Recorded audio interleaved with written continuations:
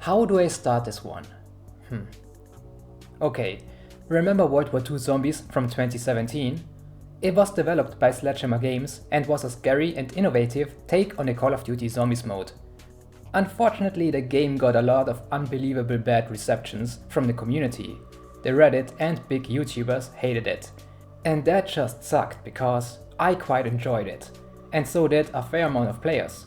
It was the game that kickstarted my channel back in 2017, and because of that I will always like and defend it until I die. So yeah. Everyone can have an opinion, I know that. If you didn't like it, it's all good.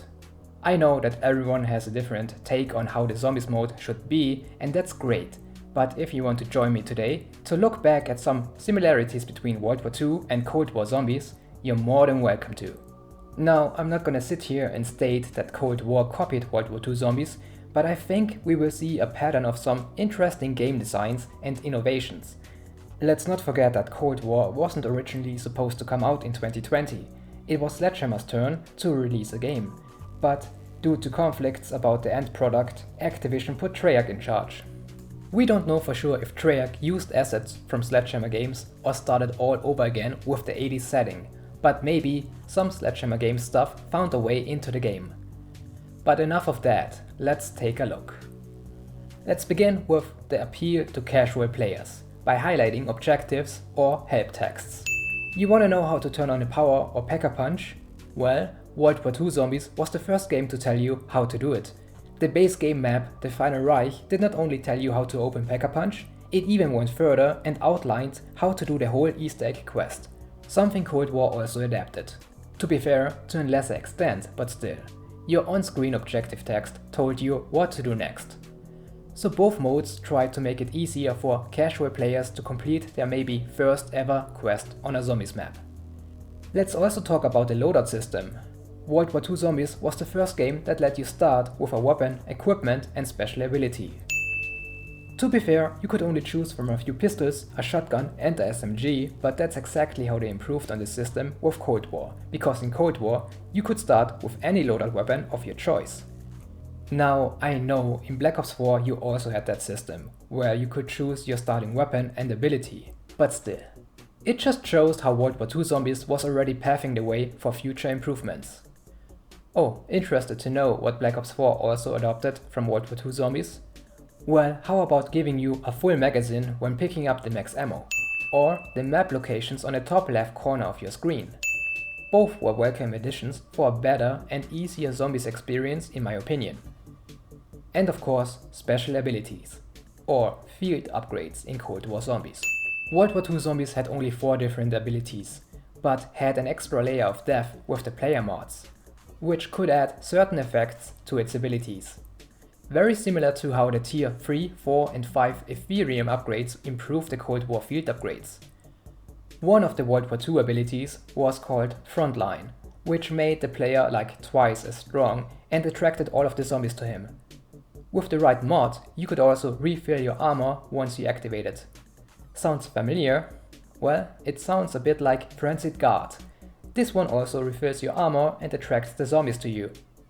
The improved player damage can be seen in Ring of Fire, which also is similar to Shell Shock, kinda, in terms of creating a ring around the player to defend him. Sure, the effects are not the same, but still, you can see similarities. But Ether Shroud and Camouflage are basically the same ability. They both make you invisible. The armor system.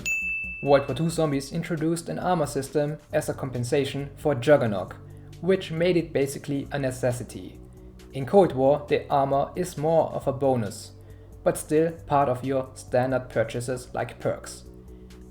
Now, Cold War really improved on this one, and you could say it's an evolution of the shield system from previous games, but in reality it's because of the armor plates in Warzone. There you can equip up to 3 armor plates, and since the mechanic was already in the game's multiplayer mode, it was easy to also have it in the Zombies mode. I just wanted to mention it. Now, let's talk about the gameplay. And I'm just gonna say it, Outbreak is basically the evolution of the Tortured Path.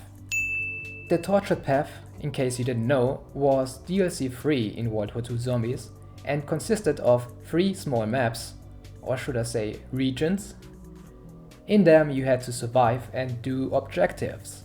There were 10 rounds per map, and every third round was an objective round. Objectives like defending stuff or killing stuff. Sounds familiar? Basically Outbreak's HVT objective and forms of defense objectives. And after every successful objective you got a care package with loot, full armor, ammo and random weapons. Oh, and the war weapons on those maps were also random, just like the ones in Outbreak. The Tortured Path also had an Easter egg across all 3 maps. It was way more complicated than Outbreak's, but it was the first cross-map quest, and therefore maybe an inspiration for Treyarch's Outbreak mode. They knew it could be done, and with the big Ural Mountains map in their hand, it was the best decision to make.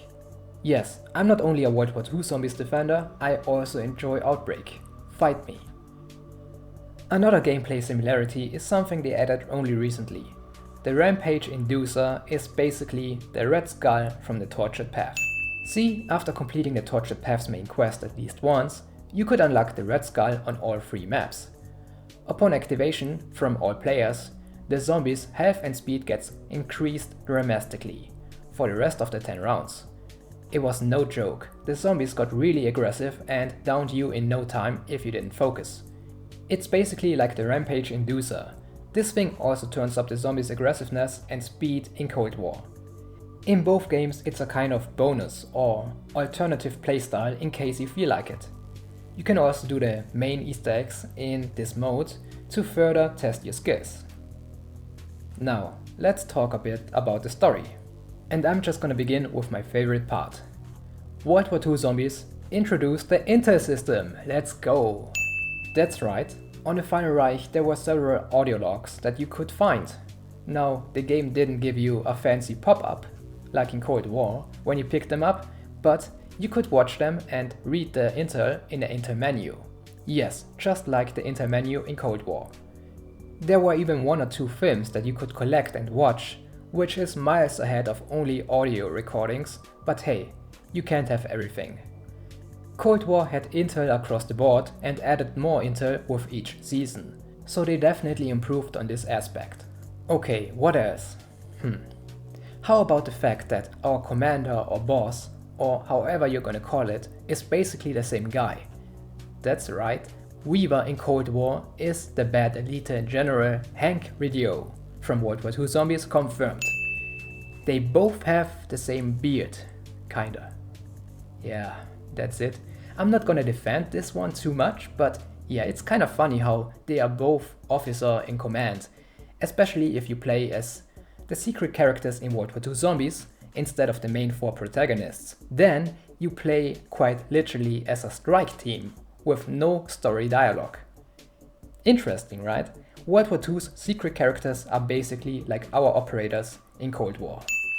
What else? Oh yeah, there's also a badass British girl with short black hair from the campaign. Vivian was like Rideau's right hand, kinda. She was like the highest operator and had a huge role in the final map. In World War II's campaign, she was also there in one of the missions where you had to blow up a train, I believe. And in Cold War we have Helen Park from the MI6. She also plays a huge part in the campaign. Now, to be fair, it's not confirmed who the canon operators are in Cold War Zombies, but if I have the chance to mention Park, I'm gonna do it. And that's all about the characters. Wait, no. The bad Nazi scientist in World War II Zombies is called Dr. Straub. And in Cold War, the not so bad former Nazi scientist is called Dr. Strauss. They are kinda similar. The one gets turned on by physical pain and the other one by Ethereum, but okay. Finally, let's talk about the zombies. You cannot deny that the Order in Cold War is basically the Panzermörder from World War II Zombies. I mean, come on. They both consist out of stick-together zombies and are tall. Sure, their attacks are different, but come on, look at this. Next we have mimics, or should I say Meuchler zombies? Yeah, the creepy zombies with multiple arms and a long tongue from the Darkest Shore look kinda like the special zombies in Cold War, with multiple arms. The only difference is that mimics can transform into objects to surprise you. but both hunt you down and have a similar walking pattern. On that note, Megatons are a bit similar to Wüstling zombies. They both can slap you in the face. Hell, they both can charge at you, although one is way more aggressive than the other. What else? How about the glowing burning zombies from Mauer der Toten, the one that can explode near you? It's pretty much the gekocht zombie from the Shattered Throne. They also run super fast and kinda burn. Hey, and they both so happen to be on a map in Berlin. That's it, I'm gonna charge 2 cents for this one.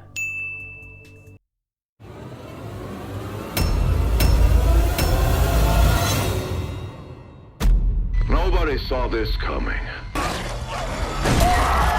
have to move, now! Well, as you can see, some stuff is kinda similar. I'm in no way saying that Cold War copied stuff, no. I just wanted to show you some evolution in a zombies mode. Of course, Call of Duty is a big franchise. Assets from one studio get shared with the other one, and sometimes old ideas get reused and developed into something new, into the next big project. I really like both games and developers, and I have full trust in Vanguard Zombies. If Treyarch is leading their mode and maybe have Sledgehammer Games help them, it would be fantastic. The only thing that I missed in Cold War are character challenges from the Zombies mode in World War II. I know we kinda had operator challenges from the Battle Pass, but I'm talking about exclusive operator challenges for zombies. As much as I would want that, I don't see it happening with the modern Battle Pass system. But hey, maybe I'm wrong. If one developer can do it, it's Sledgehammer Games. They did it once, they can do it again. But that's it. Thanks for watching and I hope you enjoyed this type of video. What do you think about it? Let me know. But yeah, until next time.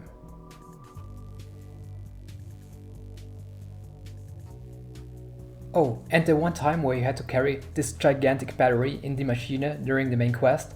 Well, that was obviously, definitely a Überschnall battery from the Final Reich. Big battery that slows you down? Come on. It's basically the same game at this point.